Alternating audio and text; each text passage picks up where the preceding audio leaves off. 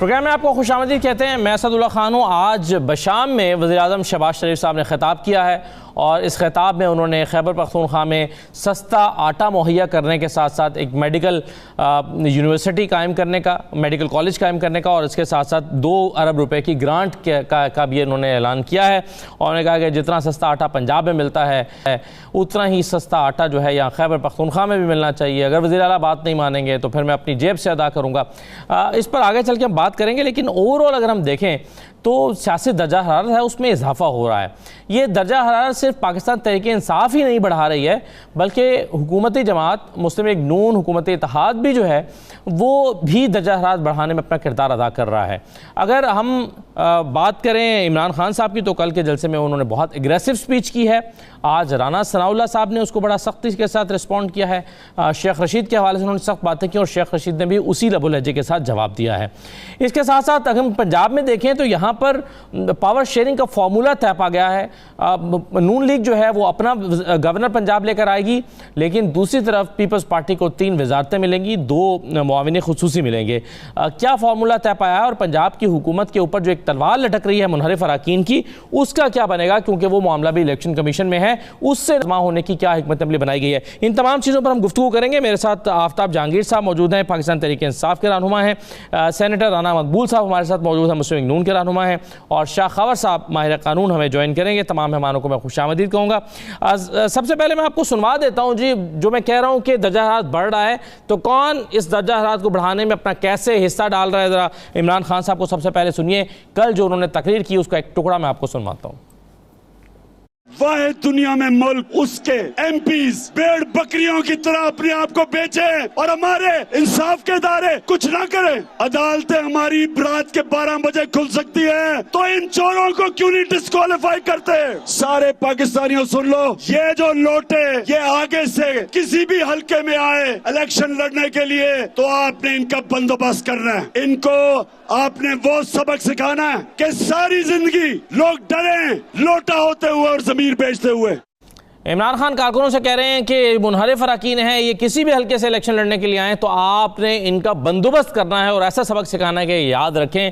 आज राना सनाउल्लाह साहब ने जब वो आए थे इंसदादे नशियात की अदालत में, तो उन्होंने क्या गुफ्तगू की थी, ज़रा ये भी सुन लीजिए। आखिरी मर्तबा ये वार्न करना चाहता हूँ कि अगर तुम इस घटिया हरकत से बाज ना आए, फिर हमें अपने वोटर्स को भी कहना पड़ेगा कि यहाँ कहीं ये कोई इस किस्म की बदतमीजी करें, वहाँ पे पकड़ के इनकी मरम्मत करें। वो जो पिंडी का शैतान है वो कहता था जी जेल तो मेरा ससुराल है और हथकड़ी मेरा जेवर है, तो तुम ससुराल जाने से इतने खौफजदा हो। कल तुम रावलपिंडी हाई कोर्ट पहुंचे हुए थे कि जी मुझे जमानत दे, तुम ये कहते हो ये जो लॉन्ग मार्च है ये खूनी लॉन्ग मार्च होगा। अगर तुमने अपने इस बयान के ऊपर माजरत ना की तो मेरी बात सुन लो, मैं तुम्हें घर से नहीं निकलने दूंगा। राना सनाउल्लाह साहब के इस बयान या धमकी हमें बयान का जवाब शेख रशीद ने किस तरह से दिया, ये भी सुन लें। शैतानी चेहरे देखें, शैतानी चमगादड़ें जो कह रही हैं कि हम जनाब घरों से निकाल के मारेंगे। सब झूठे मुकदमे बनाए जा रहे हैं, कोई घबराहट नहीं है। जितनी गिरफ्तारियां करनी है करें, जो तशद्दुद करना है करें, हम आकर दोबारा भी इनको माफ करेंगे। हम बड़े दिल के लोग हैं। इमरान खान 20 तारीख से पहले कॉल देगा, हालांकि मैं तो कहता था कल ही कॉल दे दे। और अगर किसी को ये गलतफहमी है कि ये रास्ते रोक लेंगे, लोगों को घरों से उठा लेंगे, कल उठाता है ये शैतानी चमगादड़, आज उठाए, यही हम चाहते हैं। तो ये सूरत हाल है जी। और कल मरियम नवाज साहबा ने जो फतेह जंग में अटक में खिताब किया वो भी बड़ा एग्रेसिव था। तो दर्जा हरारत जो है वो बढ़ाने में सब लोग अपना अपना किरदार अदा कर रहे हैं। राना मकबूल साहब, ये पीटीआई को तो सूट करता है कि सियासी दर्जा हरारत बढ़े, क्योंकि वो इलेक्शन की तरफ माहौल को ले जाना चाहते हैं। ये नून लीग दर्जा हरारत को बढ़ाने में अपना किरदार क्यों अदा कर रही है? दर्जा हरारत तो वैसे किसी को भी नहीं बढ़ाना चाहिए, लेकिन पहल जो है वहाँ से होती है। इन्होंने अजीब तरह की अपनी इलेक्टोरल आइडियोलॉजी जो है वो डिवाइस की है कि उसको मारो, उसको पकड़ो, उसको उसके साथ ये। तो क्या बाकी लोगों को क्यों ये लावारिस समझते हैं? मैं समझता हूँ ये कि पॉलिटिकल विजडम नहीं डेमोन्स्ट्रेट हो रही, ये एक तरह से पॉलिटिकल इम्बैलेंस को प्रीच कर रहे हैं, और जिसमें इसको एक लिहाज से वायलेंस को प्रीच कर रहे हैं। तो वो क्या पॉलिटिक्स हुई जिसमें वायलेंस को प्रीच किया जाए? उसको मार लो, उसको जाने न दो, इसकी शादी ना होने दो, इसकी दिस एक्सरसाइज विल बैकफायर। इसलिए सभी को समझना चाहिए। और शाह खाबर जैसे जो विजडम वाले लोग हैं, अगर किसी लेवल पे इनकी कोई कॉन्फ्रेंस कराएं सब लोगों की बैठ के, तो इनको समझाएं कि दे शुड बिहेव। अब मुस्लिम लीग तो उसने रिएक्ट करना ही करना है। कभी ये मारते हैं, कभी जाके मस्जिद नबवी में खुदा का खौफ खाना चाहिए। जो हरकत इन्होंने की हैं नबी सल्लल्लाहु अलैहि वसल्लम के रोज़ा पाक के ऊपर, क्या ये कोई काबिल मुआफ़ी बातें हैं? अल्लामा ने कहा था उस रोज़ा पाक के बारे में कि अदबगाहीस्त ज़ेरे आसमां अज अश नाज़ुक तर नफस गुम करदा मियाँ जुनैदो बाजदीद ईंजा। एक ही अदबगाह है आसमान के नीचे, लेकिन अर्श से ज्यादा नाजुकतर है। यहाँ तो बाजीदीद बुस्तामी और जुनैद बगदादी जैसे वली अल्लाह भी अपना जो है वो सांस बंद करके आते हैं। इन्होंने ये तमाशा जो किया है और अपने आप का जो है एक तरह से जाहिर किया कि हम क्या चीज़ है, ये इस पर गौर करने की जरूरत है। It's totally indefensible. अभी शेख रशीद साहब कह रहे थे पर्चे दर्ज किए जा रहे हैं। जलसे तो इमरान भाई आप इस तरह के काम करें तो पर्चे दर्ज ना हो। रान साहब नून लीग के जलसे क्यों कर रही है? इलेक्शन मांगने का देखो, नून लीग के जलसे जो हैं ये क्यों हो रहे हैं? असद साहब इलेक्शन मांगने का ये तरीका है कि मारो धाड़ो ये करो वो, ये तरीका है मांगने का? नून लीग क्या है? यही तो मैं कहता हूं कि दूसरों को ये क्यों लावारिस समझते हैं? वो भी पॉलिटिकल पार्टीज हैं। मुस्लिम लीग की सबसे बड़ी बेस है यहाँ। That is one of the largest parties in the country, rather largest party. क्या वो रिएक्ट नहीं करेंगे अगर आप इस तरह करेंगे? अपने आप को संभालें। पहले भी इसीलिए ये गिरे हैं लोगों को गालियां दे दे के, क्यों काम तो किया कोई नहीं है, कोई कंट्रीब्यूशन नहीं है, कोई डेवलपमेंट नहीं है, कोई पब्लिक सर्विस नहीं है, तो गालियों से काम तो नहीं चल सकते। ये कहां से सीखा है इन्होंने सारा कुछ? बड़ी अफसोसनाक सूरत हाल है इस लिहाज से। तो बहरहाल मैं समझता हूं कि दोनों को ही अपने आप पे काबू डालना चाहिए, और खास तौर से पीटीआई के जो लोग हैं वो बहुत ज्यादा हदूद से बढ़ते हैं, जो नबी सल्लल्लाहु अलैहि वसल्लम के रोजे पे जाके ये करते हैं। ठीक, तो उनसे आप क्या तवक्को कर सकते हैं? सही है। आफ्ताब जहांगीर साहब, ये इमरान खान साहब का जो बयान मैंने भी सुनवाया, जिसमें उन्होंने कहा कि जब भी ये मुनहरिफ अराकीन आए इलेक्शन लड़ने के लिए तो इनका बंदोबस्त करो, मैं अपने कारकुनों से कहूंगा। इससे क्या मुराद है? कारकुन कैसे उनका बंदोबस्त करेंगे? बिस्मिल्लाहिर्रहमानिर्रहीम। बहुत शुक्रिया असद कि आपने अपने प्रोग्राम में मुझे मौका दिया। और मैं ये समझता हूँ असद कि जो कल खान साहब ने बात की, बड़ी लॉजिक के साथ बात की है और इसमें बड़ा वज़न है।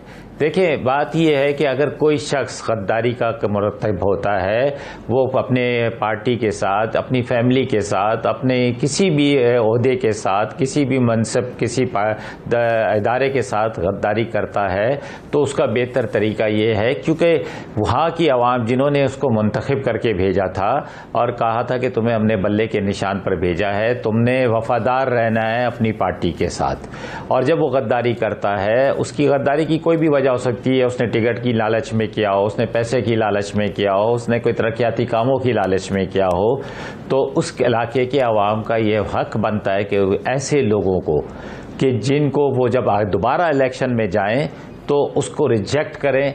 यही तरीक़ेकार है कि उनको कहें कि जी अब आप हमारे हलके से हमारी नुमाइंदगी नहीं कर सकते, क्योंकि पिछली दफ़ा हमने आपको नुमाइंदा बनाकर भेजा। तो कानून तो नहीं रोकता ना वोट के साथ। सर, अगर कानून नहीं रोकता उनको इलेक्शन में हिस्सा लेने से, तो आप कैसे रोकेंगे? हाँ, नहीं, अच्छा देखिए, कानून को रोकना चाहिए था, कानून ने भी नहीं रोका, क्योंकि हमने तो ये अपील दाखिल की है। पंजाब के अंदर जो है उन्होंने वोट तक कास्ट कर दिया है। इसी तरह हमने मामला इलेक्शन कमीशन के पास है ना जी, आफ्ताब जहांगीर साहब, वो तो इलेक्शन कमीशन के पास है। सर ये नहीं है, ऐसा नहीं होता यार असद भाई, ऐसा नहीं होता, ऐसा नहीं। देखिए जी, जब आपको पता चल जाए कि गद्दार मौजूद है, जब आपको पता चल जाए, तो फिर उस वक्त उसी को फौरी तौर पर, चोर आपके सामने और आप कहो कि यार ये चोर तो है, लेकिन मैं अभी कर कुछ नहीं सकता, इसको अगली तारीख में देखेंगे, परसों को देखेंगे, 5 साल बाद देखेंगे। फौरन फैसला करना चाहिए कि जब पता चल गया आपको कि हाँ जी इसकी वजह से इतना बड़ा नुकसान हो रहा है, तो उसका उस नुकसान को कम करने के लिए, और ये बिल्कुल मेरा हक मौजूद है, अगर मेरे हलके से कोई शख्स मेरे वोट के ऊपर मुंतखब होकर जाए और वो मेरे वोट की इज्जत ना करे, जी, तो मुझे मगर आफताब साहब मैं ये कह रहा हूँ ना कि अभी मामला चूंकि अभी 63 की तशरीह भी अदालत में है, जिसमें आप कह रहे हैं इनको ताहयात नाअहल करें, हो सकता है सिर्फ एक टर्म के लिए वो नाअहल हो, तो अदालत से फैसला आएगा, उसके बाद फैसला होगा ना कि इलेक्शन लड़ सकते हैं या नहीं लड़ सकते। असदुल्ला भाई देखिए, आप एक मेरे पसंदीदा जर्नलिस्ट हैं, मेरे दोस्त हैं, मेरे छोटे भाई हैं, मुझे आप और ईमानदारी से आप प्रोग्राम भी करते हैं। आप मुझको यार एक बात बताओ कि जो शख्स 2013 में काउंसलर जितने वोट ना ले है, 12-12 हजार वोट ले, और वो 2018 में पीटीआई के निशान पर, पीटीआई के टिकट के ऊपर वो 1-1 लाख से ज्यादा वोट ले, तो वो क्या वजह है कि जिन लोगों ने उसको पीटीआई के लिए मुंतखब किया था, इसलिए तो नहीं किया था कि जी आप जाओ और जाकर आप 25-25 करोड़ में बिक जाओ, आप जाओ और जाके नेक्स्ट इलेक्शन की तैयारी करो कि नून के टिकट पे मैं इलेक्शन लड़ूंगा। आपका काम यह था कि आप अपने हलके के लोगों के पास वापस जाते 1.5 साल पहले, 2 साल पहले, अगर आप कहते हो कि जी मुझे शिकायत थी, मुझे एतराज था, आप जाकर कहते कि देखें मैंने आपको जमा किया है, मेरे साथ ये मसाइल हैं, आपका मसला हल नहीं हो रहा, आपकी जो प्रॉब्लम्स है वो पूरी नहीं होगा, मैं कर पा रहा हूं, तो मैं आपसे राय लेने आया हूं कि मैं पार्टी छोड़ दूं, मैं इस्तीफा दे दूं, मैं नून लीग के टिकट पर आ रहा हूं, आप मुझे मुंतखब करके दोबारा भेजें।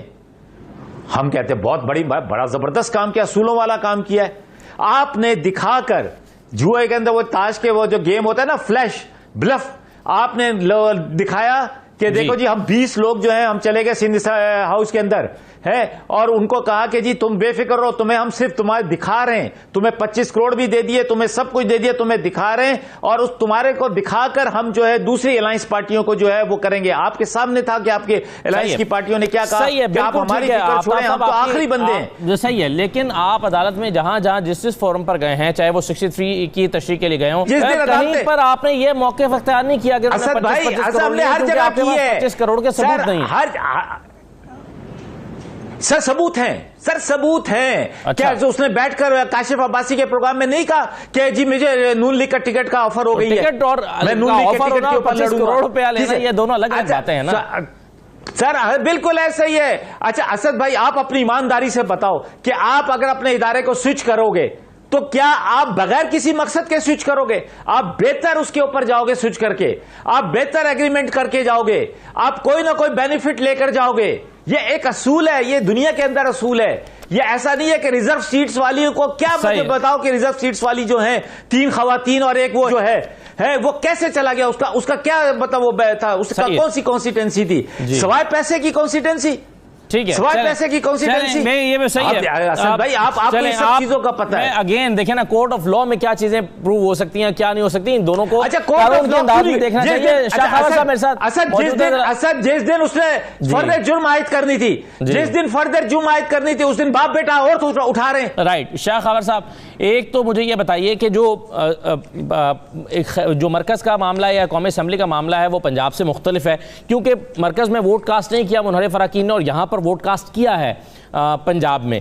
अब क्या आप, सबसे पहला मेरा सवाल तो यह है कि क्या आप तखसीस करते हैं उन मुनहरिफ अरकान के बीच जो पीटीआई के टिकट पर लड़े या आज़ाद हैसियत में लड़े और आज़ाद हैसियत में लड़के बाद में पीटीआई के टिकट पर वो आ गए?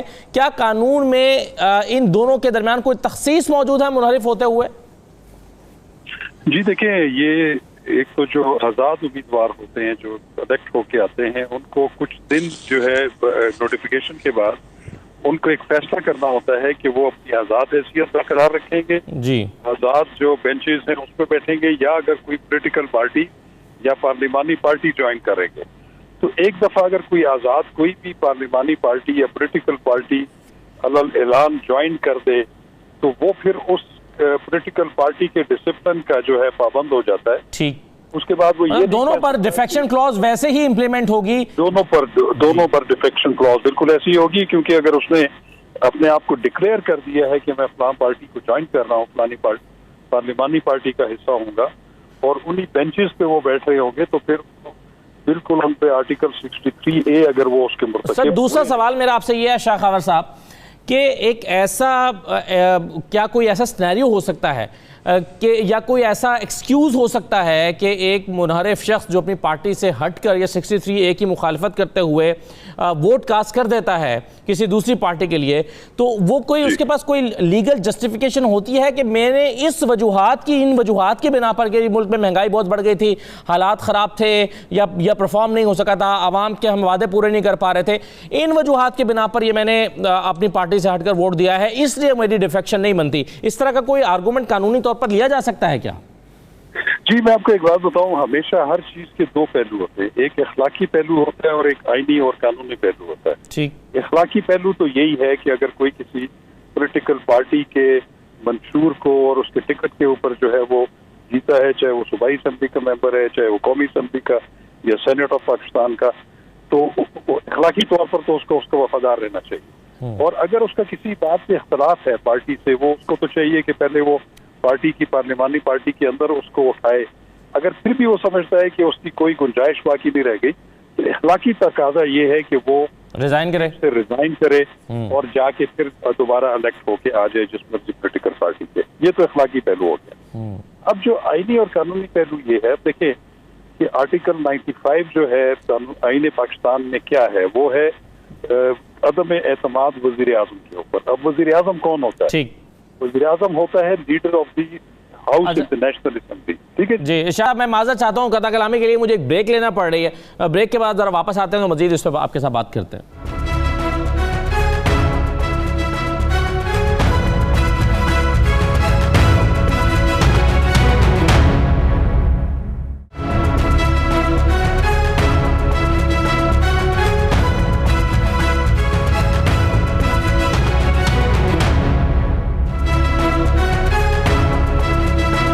दोबारा आपको खुशामदीद कहते हैं। शाह खबर साहब, आप फरमा रहे थे कि कानूनी तौर पर क्या कोई रास्ता मौजूद है उन अरकान के लिए जिन्होंने जो है वो जो मुनहरिफ हो गए और पार्टी पॉलिसी से हट के वोट किया, क्या उनके लिए कोई कानूनी रास्ता मौजूद है कि वो फिर भी बदस्तूर कौमी असम्बली के मेंबर रहें या सूबाई असम्बली के मेंबर रहें? देखिए, जब एक आर्टिकल 63A के तहत वो अगर अपनी पार्लिमानी पार्टी की हिदायत या उनके फैसले के बरअक्स, वो 4 सूरतें हैं जिनमें एक सूरत जो है वो वोट ऑफ नो कॉन्फिडेंस जो है वजीर आजम के खिलाफ या इवन वजीर आला के खिलाफ जो है वो अगर देते हैं डायरेक्शन के अगेंस्ट, तो फिर तो वो बिल्कुल आर्टिकल 63A की जद में आ जाते हैं, वो डिफेक्ट कर जाते हैं। तो उसका फिर यही है कि वो पार्टी हेड जो है वो उनको डिक्लेयर कर सकता है कि उन्होंने फ्लोर क्रॉस किया है, डिफेक्ट किया है, और उसका वो फिर इंटीमेशन स्पीकर को करते हैं। स्पीकर 2 दिन के अंदर अंदर उसको इलेक्शन कमीशन ऑफ पाकिस्तान को भिजवा देता है रिकमेंडेशंस के तहत कि इनको डी-सीट किया जाए जी। तो इलेक्शन कमीशन उनको फिर 30 दिन के अंदर अंदर उनको भी सुनने के बाद ये फैसला कर सकता है। लेकिन उसमें फिर कोई ऐसी गुंजाइश रह नहीं जाती। अगर कोई एक्सप्रेसली खिलाफ वर्जी करता है तो फिर डेफिनेटली इलेक्शन कमीशन जो है उनको जो है वो उस मुद्दत के लिए नाअहल करार दे देगा। उस मुद्दत के लिए नहीं बल्कि फौरी तौर पर वो उसकी सीट खत्म हो जाएगी नेशनल असेंबली की या सूबाई असेंबली। तो वो क्या दोबारा उस पे अगर ज़िमनी इलेक्शन होते हैं तो वो दोबारा ज़िमनी इलेक्शन पे हिस्सा ले सकता है? बिल्कुल ले सकता है, उसमें ऐसा कोई कदगन नहीं है। ना आर्टिकल 63A में है, ना आर्टिकल 62 में है, ना आर्टिकल 63 में है। Right sir. राना मकबूल साहब, ये बताइए कि अब जो पंजाब में तो लोगों आपके जो MNAs हैं, पाकिस्तान तहरीक इंसाफ के जो MPs हैं, उन्होंने वोट कास्ट कर दिया है और उन पर डिफेक्शन क्लॉज लगने की तलवार लटक रही है। ऐसे में पंजाब में पावर शेयरिंग का फॉर्मूला बन रहा है। आज पीपल्स पार्टी के साथ मीटिंग हुई है, तय पा रहा है कि जी गवर्नर हमारा आएगा, तय पा रहा है कि आपके 3 वज़रा आएंगे, 2 मुआवने खुसूसी आएंगे। ये पावर शेयरिंग और हुकूमत चलाने के मंसूबे किस बुनियाद पर बन रहे हैं? अगर इस बात का इम्कान मौजूद है कि MPs जो हैं वो अपनी सीट खो देंगे और हमजा शहबाज के पास अक्सरियत नहीं रहेगी, तो क्या होगा? देखिए जी एसएस साहब, इस पे आप केस जो है वो इलेक्शन कमीशन के पास है जी। आप जो भी इलेक्शन कमीशन फैसला करेगा उसके बाद ही होगा जो होगा। इसलिए कोई पार्टी अपने आप तो नहीं चाहेगी कोई मैदान छोड़ के चली जाए और सरेंडर कर दे। They will wait for the verdict of the election commission और वो पता चल जाएगा कि क्या इलेक्शन कमीशन उसमें करता है। बाद में वो सुप्रीम कोर्ट भी है, अगर सुप्रीम कोर्ट इसमें वो जाते हैं, इलेक्शन कमीशन उनके खिलाफ फैसला करता है, they go to the supreme court और सुप्रीम कोर्ट को उनको टेम्परेरी इंजंक्शन दे देता है तो दे विल कंटिन्यू। तो मैं तो समझता हूँ एक और प्ली इनके पास है कि ये सब जुडिस से पहले ही 63 वाला मसला सुप्रीम कोर्ट में, maybe the election commission decides कि let's wait for on the petition of the MPs कि let's wait for the judgement of the supreme court on this issue 63A के ऊपर। तो ये सारी बातें जो हैं ये बयान भाई आएंगी। इसकी जो तशरीह है वो इलेक्शन कमीशन के पास तो ऑलरेडी मौजूद है। इलेक्शन कमीशन तो सुप्रीम कोर्ट में तशरीह के लिए नहीं गई है कि जी आप इसकी तशरीह कर दें। इलेक्शन कमीशन तो समझता है कि 63 मैं ये नहीं कह रहा जी जी ओहो देखो है तो 63A ही है ना जी तशरीह के लिए वहाँ, और तो कोई चीज नहीं है ना। तो ये मैं वन ऑफ द ऑप्शन मैं आपको बता रहा हूँ जो इलेक्शन कमीशन के पास हो सकता है, that too on the petition of the MPs जो इफेक्ट हो रहे हैं। तो अगर वो ऐसी कोई बात होती है तो ठीक है, लेकिन अब ये कैसे हो सकता है कि जो गवर्नमेंट ऑफ द डे है जो इलेक्ट हो गई है वो खुद ब खुद ही चली जाए घर, ये तो नहीं हो सकता है ना जी। We'll have to wait. इसमें एंग्जाइटी और इम्पेशंस जरूर है कुछ लोगों में, लेकिन we'll have to be little patient and wait for the decision of the election commission. सही है जी, तो ये है इसका जो आपके सवाल का जवाब है। हाँ जी ठीक है ठीक है। आफ्ताब जहांगीर साहब, ये पंजाब में एक ऑप्शन ये भी है कि अगर आप गवर्नर आपका तब्दील हो जाता है और नून लीग का गवर्नर आ जाता है और हमजा शहबाज अक्सरियत खो भी देते हैं, तो भी गवर्नर अगर उनको वोट ऑफ कॉन्फिडेंस लेने के लिए नहीं कहता तो वो कम अक्सरियत के साथ भी या अपनी माइनॉरिटी के साथ भी वो कंटिन्यू कर सकते हैं। अच्छा असद, पहली बात तो ये कि यार मुझे तो समझ ही नहीं आ रही। मैंने सुना मैं जी अच्छा मैं तो अच्छा मैं राना साहब भी मेरे ख्याल में वकील हैं, शायद लॉ भी किया होगा। मैं तो एक लेमैन आदमी हूँ, मैं तो गलियों का कारकुन हूँ, मुझे नहीं पता। लेकिन आर्गूमेंट कैसा दिया है उन्होंने कि जी वो वहाँ से वहाँ चले जाएंगे, वहाँ से सुप्रीम कोर्ट चले जाएंगे, सुप्रीम कोर्ट उनको ये दे देगा तो सुप्रीम कोर्ट उनको ये दे देगा। और भाई सुप्रीम कोर्ट तो इस वक्त जो है हाई कोर्ट और हाँ वही ना 3 महीने क्या 3 साल गुजार देंगे सुप्रीम कोर्ट। तो क्योंकि ये मैं इसलिए कह रहा हूँ कंडम्प्ट लगने का है। तो मुझे कल लतीफ़ खोसा साहब ने एक प्रोग्राम में कहा कि आफ्ताब भाई आप बेफिक्र रहे, आपको कंडम्प्ट लगेगा तो मैं फ्री ऑफ कॉस्ट आपका केस लड़ूंगा, समझे ना। इसका मतलब ये नहीं है कि आपने कंडम्प्ट करनी ही है कि आपको वकील मिल गया है।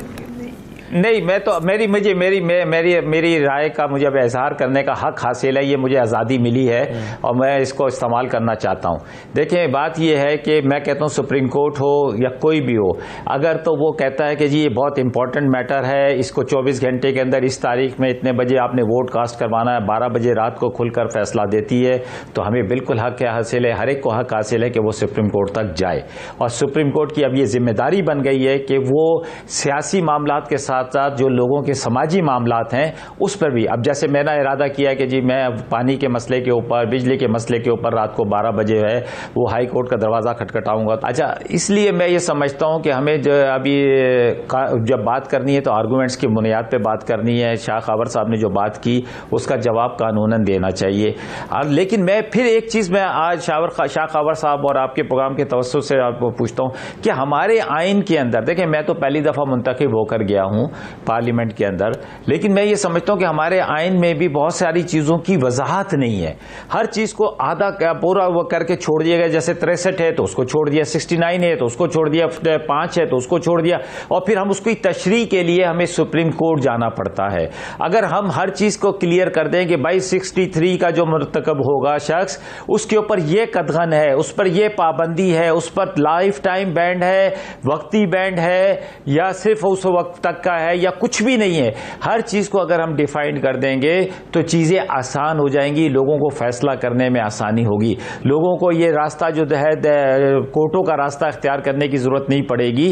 तो इसलिए मैं ये समझता हूं कि बहुत सारा काम करने की जरूरत है इस पार्लियामेंट में। और इसने ये जो अब सिनेरियो बना है इस मुल्क के अंदर, इसके बाद जो भी हुकूमत मुंतखब होकर आएगी तो अब उसके ऊपर बहुत सारी जिम्मेदारियां होंगी और वो बहुत सारी चीजों को बेहतरी की तरफ ले जाएगी, चाहे वो किसी की हुकूमत भी आए। तो मैं ये समझता हूं कि जिसने किसी ने भी कोई, जो उन्होंने अभी बात की शाह खबर साहब ने बहुत ही क्लियर कट बात की, और ये मेरी भी अंडरस्टैंडिंग है और असदुल्ला की भी यही अंडरस्टैंडिंग है कि अगर आपने किसी एक पार्टी के टिकट पर या किसी एक पार्टी को ज्वाइन कर लिया, उसका हल्फ उठा लिया है, तो फिर आप उसके फैसलों के पाबंद हैं।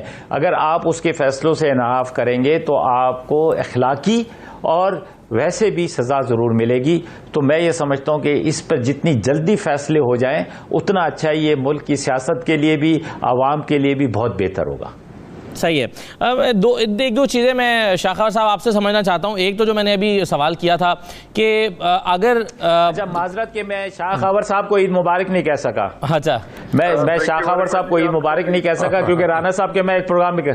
ठीक है, सही है, चले आपको भी ईद मुबारक। अच्छा, मुझे शाखावर साहब एक चीज़ तो ये समझा दें कि क्या ऐसा ही है, जो मेरी अंडरस्टैंडिंग, जो मैंने भी आफ्ताब साहब के सामने सवाल भी रखा था, कि अगर पंजाब में एमपीएस, मुनहरिफ एमपीएस जो हैं वो डी सीट हो भी जाते हैं और हमजा शहबाज के पास अक्सरियत कम हो भी जाती है, लेकिन गवर्नर उनके को नहीं कहते कि आप वोट ऑफ कॉन्फिडेंस लें, तो वो अपनी कम तादाद के साथ, मतलूबा तादाद से कम तादाद के साथ भी अपनी हुकूमत को कंटिन्यू कर सकते हैं जब तक कि गवर्नर उनसे नहीं कहते वोट ऑफ कॉन्फिडेंस लें।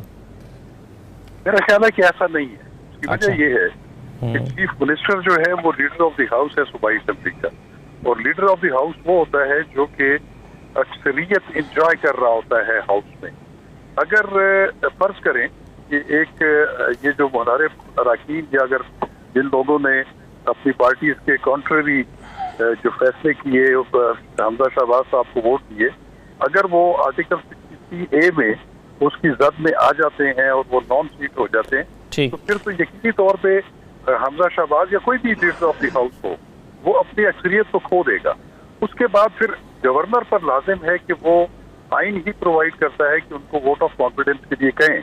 अगर वो उसमें कामयाब हो गए तो ठीक है। तो ये गवर्नर पर बाइंडिंग है कि वो लाजमी कहेगा कि आप कॉन्फिडेंस को वोट दें? देखिए मैं आपको बताऊं, जो आइन कहता है गवर्नर पे ये लाजम जरूर है कि अगर वो ये महसूस करता है कि ये वाकई अक्सरियत खो चुके हैं। लेकिन एक दूसरी सूरत ये हो सकती है कि अगर गवर्नर ऐसा नहीं कहते तो फिर जो ऑपोजिशन में जो पार्टीज बैठी हुई हैं वो एक अपनी मतलूबा तादाद कहीं से साबित करके वो लिख सकते हैं गवर्नर को कि गवर्नर साहब, हम इतने लोग जो हैं इस साइड पे हैं और वो जो लोग डिफेक्ट कर गए हैं वो नॉन सीट हो चुके हैं, लिहाजा ये जो मौजूदा लीडर ऑफ द हाउस है, ऑफ द प्रोविंशियल असेंबली, ये अपनी अक्सरियत खो चुके हैं, तो इनको आप वोट ऑफ कॉन्फिडेंस के लिए कहें तो फिर बिल्कुल वो उनको करना पड़ता है। इसमें कोई दूसरी राय नहीं है। तो इसलिए वो एक मुश्किल जरूर जो है ये पेश आ सकती है। एक चीज़ और समझा दें इस पे शाखावर साहब, एक चीज़ बता दें, आज राना सनाउल्लाह साहब ने इंसदाद मुनशियात की अदालत में एक दरख्वास्त दायर की है और वो दरख्वास्त है मुस्तकिल हाज़री मुआफ़ी की। यानी अब मैं जो है वो वज़ीर दाखिला हूँ तो मेरी मुस्तकिल हाज़री मुआफ़ी कबूल की जाए। राना सनाउल्लाह साहब पर फ़र्द जुर्म आयद होनी है। क्या कानून के मुताबिक ये केस उनकी हाज़िरी के बगैर चलाया जा सकता है और फ़र्द जुर्म कैसे आयद होगी? क्या कोई नुमाइंदा मुकर्रर करने की जो दरख्वास्त की गई है इसको क्या कैसे आप देखते हैं कानूनी तौर पर? जी ये बिल्कुल एक बड़ा टेक्निकल असद साहब, उन्होंने अपनी दरख्वास्त में जी मैं खाशा खबर साहब मैं अर्ज कर दूं, उन्होंने अपनी दरख्वास्त में ये लिखा है कि जब तक फर्द जुर्म नहीं लगती उस वक्त तक मेरी हाजिरी जो है वो मुआफ की जाए। जी ये तो क्लैरिफाई हो चुका है। उन्होंने फर्द जुर्म पिछले 2.5 साल से फर्द जुर्म आयद नहीं हुई। जी मैं अर्ज कर देता हूँ। अच्छा, ये बेसिकली आप झूठे केस में लगानी लगा लें फर्द जुर्म। जी मैं गुजारिश करूँगा, ज़ाब्ता फौजदारी जो है उसका सेक्शन है 540A। वो ये कहता है कि कोई शख्स किसी वजह से इस मुकदमे की जो है वो पैरवी प्रॉपर्ली ना कर सकता। अच्छा मैं सर ये नुक्ता मैं आपसे समझता हूँ, अगर आप इजाज़त दें मुझे, तो इसाक खाकवानी साहब मेरे साथ मौजूद है, जरा मैं एक नुक्ता उनका भी ले लूँ जो हम डिस्कशन कर रहे हैं। इसाक खाकवानी साहब, आप इसकी जो मामला पंजाब में हमें नज़र आ रहा है और आइंदा दिनों में एक आइनी बहरान दिखाई देता है कि MPS जो हैं वो अगर उनके ऊपर डिफेक्शन क्लॉज लग जाती है, इलेक्शन कमीशन फैसला कर देता है, तो फिर पंजाब को कैसे चलाया जा सकेगा? कोई कानूनी रास्ता आपको नज़र आता है? जी मेहरबानी, आपने मुझे जो कुछ मेरे इल्म में है वो मैं अर्ज कर देता हूँ जी। बाकी इसके ऊपर तो एक कानूनी बहस तो कानूनदान ही क्यों कर सकता है जी। मुझे जो थोड़ा बहुत पता लगा है इन अपने दोस्तों से जिनके ऊपर ये इस चीज का इतलाक हुआ है जी, वो कह रहे थे कि जी इसमें 2-3 हुक्म है जो कि अभी तक नहीं हुए। एक तो है कि कानून में लिखा हुआ है कि चेयरमैन ऑफ द पार्टी या प्रेसिडेंट ऑफ द पार्टी आप मेंबरान को वो नोटिस देगा और वो कोई बात करेगा। नंबर 1 वो इसमें नहीं हुआ। उन्होंने शायद असद उमर साहब से नोटिस दिलवाया है, which is not the proper authority. अच्छा। सेकंड, उनको बुलाकर चेयरमैन ने बात करनी थी, रिटन इंस्ट्रक्शन देने थे कि आप ये करेंगे और वहां जाकर आपने असेंबली में ये करना है वो, तो उसकी कोई मेरे ख्याल में उस तरह की कोई डायरेक्शन नहीं गई। सेकंड चीज जो मुझे पता लगी है, वो कह रहे थे कि जी हमें सुना नहीं गया, अभी तक हमारे साथ किसी ने बैठ के हमारे से बात नहीं की, हमारा पॉइंट ऑफ व्यू नहीं लिया, हमें रिटन इलेक्शन कमीशन से या स्पीकर के दफ्तर से जो कोई आने थे वो कागज, वो इस तरह मैंने सरसरी बात सुनी है। पहला तो मुझे पता था, ये सरसरी बात की है।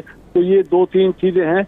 और वो जो एक लोगों में ख्याल है ना कि 30 डेज में एक रिक्वायरमेंट है कि election commission of Pakistan 30 days में फैसला करेगा उनके अहलियत के बारे में, वो उसके ऊपर भी डिबेट है कि आज तक ऐसी जितने भी चीजें लिखी जाती हैं उसमें वुकला की रिक्वायरमेंट्स, उनकी मौजूदगी, वहाँ आना जाना, वो 30 डेज का कोई पीरियड सेक्रोसेंट नहीं है कि वो 30 डेज में ही फैसला होगा, उससे ज्यादा भी लग सकता है। आज तक तो कोई चीज और केसेस में भी होता है इतलाक के जी आपने इतनी जल्दी में फैसला करना है। कई केस अभी तक चल रहे हैं 2018 के। तो खाकवानी साहब, आप समझते हैं कि इन कानूनी मुँह शिगाफियों की रोशनी में हुकूमत पंजाब को कंटिन्यू करना चाहिए? और मैंने ये नहीं कहा, जी मैं सवाल कर रहा हूँ, जी मैं नहीं कह रहा कि उनको करना चाहिए उनका, मैं सिर्फ ये कह रहा हूँ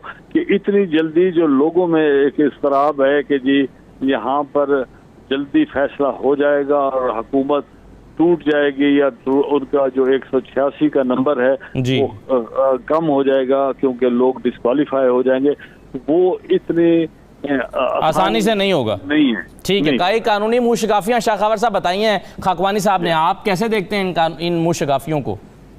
जी देखिए, खाकवानी साहब ने एक बात दुरुस्त की है कि अगर तो ऐसा है जैसे कि अभी वो फरमा रहे हैं कि जो आर्टिकल 63A में जो कानूनी तकाजे हैं, जो एक प्रोसीजर दिया गया है, अगर उसको फॉलो नहीं किया जाएगा तो यकीनन ऐसी डिफेक्शन जो है वो क्वेश्चनेबल हो सकती है।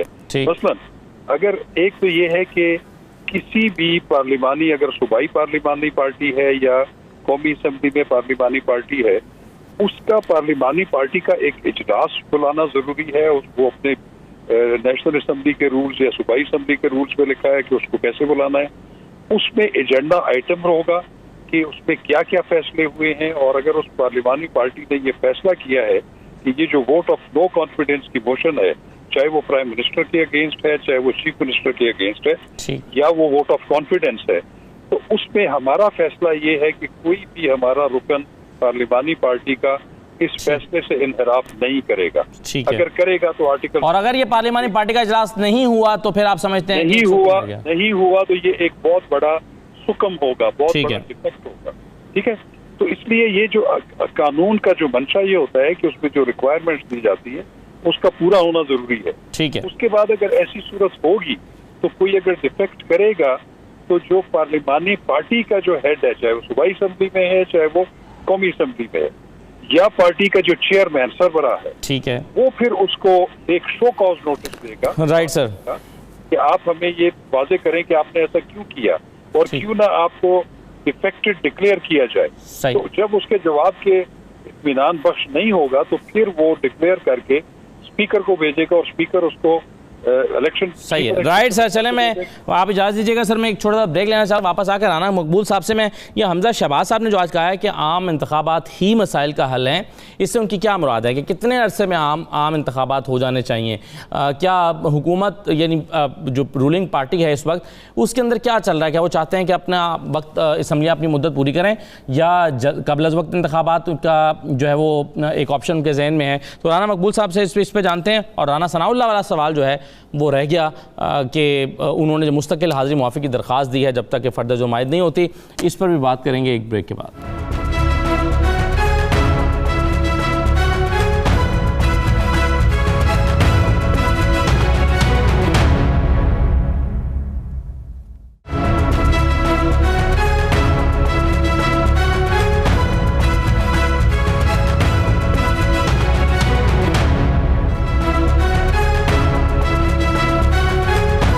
दोबारा आपको खुशामदीद कहते हैं। आज जो हमजा शहबाज साहब ने बात की है, मैं आपको वो सुनवाना चाहता हूँ आम इंतखाबात के हवाले से उनके जहन में क्या बात है, सुनिए। आने वाले वक्त में जब भी इंतखाबी इस्लाहात हो जाती हैं, आम इंतखाबात ही इस मुल्क में मसाइल का वाहिद हल है। खाना जंगी कुछ लोग चाहते हैं। इमरान खान वो शख्स है जिसने खुदकुश बमबार की जैकेट पहनी हुई है और वो पाकिस्तान के आइन को तहबाला करना चाहता है, कानून को अपने पैरों तले रोंदना चाहता है। हम सियासी मैदान में इमरान नियाजी का मुकाबला करेंगे, इंतकाम पर यकीन नहीं रखते, लेकिन जो चीनी के लिए, आटा के लिए आवाम को लाइनों में लगना पड़ा, दवाइयां जो है वो नापैद होगी। इमरान नियाजी की डाकों को जो आवाम की जेब पे डाले हैं उनको हम बेनकाब करेंगे। कानून अपनी हरकत में आएगा, इंतकाम नहीं हम करेंगे। राना मकबूल साहब, ये आम इंतखाबात कितने अरसे में नून लीग के जहन में है कि हो जाने चाहिए, और अगर ये 2, 3, 4 महीने के अंदर होने हैं तो इस दौरान में क्या ये तमाम केसेस जो समझते हैं कि जिन लोगों ने ये आटा, चीनी और मुख्तलिफ चीज़ों का जिक्र हो रहा है उन पर एक केसेस बनने चाहिए, तो ये क्या ओवरऑल खाका जहन में है क्या इस वक्त नून लीग के? देखिए जी, जो इलेक्शन है ना जी, उसके बारे में तो जब सुप्रीम कोर्ट ने इलेक्शन कमीशन को बुलाया था पिछले दिनों 2 हफ्ते पहले जी, तो इलेक्शन कमीशन ने जाके सुप्रीम कोर्ट के सामने ये स्टेटमेंट दिया कि हम जो कोई कॉन्स्टिट्यूंसीज का मसला है, कोई और है, तो हम 7 महीने से पहले इलेक्शन नहीं कर सकते। ठीक है जी। तो इसलिए ये तो बात इलेक्शन कमीशन ने कह दी है, और इलेक्शन कमीशन ये बॉडी है जो सारे इलेक्शन को रेगुलेट करती है, कोई गवर्नमेंट नहीं कर सकती, कोई पॉलिटिकल पार्टी नहीं कर सकती। दूसरा, हमजा साहब ने जैसे कहा है कि इलेक्टोरल रिफॉर्म जो है वो करनी है, तो इसी पीरियड में मेरा ज़ाती ख्याल है कि इलेक्टोरल रिफॉर्म्स भी इंशाल्लाह हो जाएंगी। तो इसलिए जो इलेक्शन है ये 7 महीने के बाद ही होगा, 7 महीने के 3 महीने बाद हो जाए, 4 महीने बाद हो जाए, तो इस तरह इलेक्शन का शेड्यूल जो है पार्टी के जहन में है। बाकी को और चेंजेस बाद में आती हैं तो अलग बात है। अभी आपने राना सनाउल्लाह साहब की बात की, मैंने क्लैरिफाई किया है कि उनकी जो पिटीशन है फॉर एग्जाम्पशन टू अपीयर, उसमें उन्होंने लिखा है कि जब तक फर्द जुर्म नहीं लगती तब तक जो है मेरी हाजिरी मुआफ की जाए, ये उन्होंने कहा है। इसलिए फर्द जुर्म को उन्होंने खुद अपनी पिटीशन में क्लैरिफाई किया है। बाकी जो फर्द जुर्म लगनी है ये अल्लाह का अजाब होता है, कितने झूठे केसेस बना दिए जाएं सर, लेकिन ये झूठे और सच्चे का तो पता ट्रायल के बाद ही चलता है ना। फर्द जुर्म लगेगी, ट्रायल होगा तो ही पता चलेगा कि केस झूठा। नहीं, ये इसका पता, इसका असर सब इसका पता चल गया है, सबको पता है। आप भी अपने दिल पे हाथ तो फिर केस खारिज करने की दरखास्त देना सर, बरियत की दरखास्त खत्म किया जाए। जब पता चल गया है तो फिर केस को क्यों चलाया जा रहा है? कि वो that is to be decided by the lawyer. वो तो नहीं, मैं आपको अर्ज करूं, खुदा के लिए आफ्ताब साहब, मैं आपकी बहुत इज्जत करता हूं। इस केस में, इस झूठे केस में आप बड़े मुकद्दस हैं मेरे लिए। इस झूठे केस में आप इस इशू को सपोर्ट ना करें। आप भी अपने ज़मीर और अल्लाह के सामने जवाब दें। मैं सपोर्ट नहीं कर रहा, मैं भी अपने राना सनाउल्लाह साहब अगर इसमें मासूम है तो ये 2 साल पहले से आना चाहिए था, वो मासूम है, और जाहिर है वो ट्रायल चलता तो होता है। हमारा यही तो, मैं तो हमेशा ये नुक्ता अपना पेश करता हूँ कि ट्रायल हो जाए और जल्द अज जल्द हो, ताकि पता चले कि राना सनाउल्लाह साहब मासूम है। उनका एक छोटे से ब्रेक लेना है मुझे, ब्रेक के बाद वापस आके मैं आफ्ताब साहब आपके पास आता हूँ।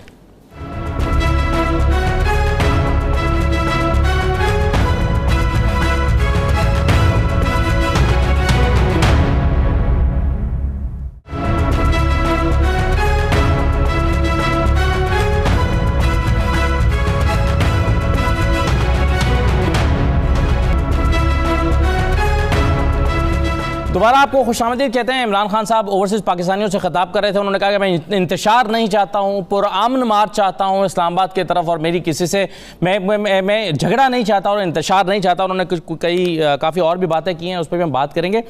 लेकिन ये जो आज शांगला में शहबाज शरीफ साहब ने आटा सस्ता देने के हवाले से जो वज़ीर आला खैबर पख्तूनख्वा हैं उनको पुकारते हुए क्या बातें की और किस तरह से वादा किया आटा सस्ता देने का, ज़रा सुन लीजिए। 3 हफ्ते हुए हैं मैंने खादमे पाकिस्तान का ओहदा संभाला। झूठे वादे नहीं करूंगा, गलती होगी तो आपसे माफी मांगेंगे। मैं दिन रात आपके लिए काम करूंगा और आपको इंशाअल्लाह पाकिस्तान का एक अजीम सूबा बनाकर दम लूंगा, जान लड़ा दूंगा। और केपी वालों, आपके जो बुनियादी मसाइल उनको हल करके दम लूंगा। यहाँ पर एक ऐलान करना चाहता हूँ, अभी सुबह पंजाब अपने पैसों से वहां पर आटा सस्ता करेगा। मैं चाहूंगा कि केपी में जो वजीर आला हैं वो भी उतना ही आटा सस्ता हर दुकान में दें। केपी के वजीर आला ने मेरी ये अपील ना मानी तो फिर मुझे वो केपी के हर दुकान में सस्ता आटा मुहैया करने का तरीका आता है। जो चीज भी इस कौम की है वो आपकी है, वो सिंध की है, वो बलूचिस्तान की है, वो पंजाब की है, उसको मैं बेचूंगा मगर केपी के आवाम के लिए सस्ता आटा मुहैया करूंगा। हर सूरत जो कीमत पंजाब में होगी अगले 2 दिनों में वो पता चल जाएगा आपको। यही कीमत मैं दरखास्त करूंगा चीफ मिनिस्टर साहब से कि यही कीमत रखें। नहीं रखेंगे तो फिर मैं अपने कपड़े बेचूंगा और आपको मैं आटा मुहैया करूंगा। खैबर पख्तूनख्वा में शहबाज शरीफ साहब सस्ता आटा मुहैया करने के लिए पुरआज़्म हैं, चाहे इसके लिए उन्हें अपने कपड़े ही क्यों ना बेचना पड़े। ये आफ्ताब जहांगीर साहब आखिर वज़ीर आज़म साहब को कपड़े बेचने पर क्यों मजबूर कर रहे हैं? सस्ता आटा फराहम क्यों नहीं करते खैबर पख्तूनख्वा में आपकी पार्टी?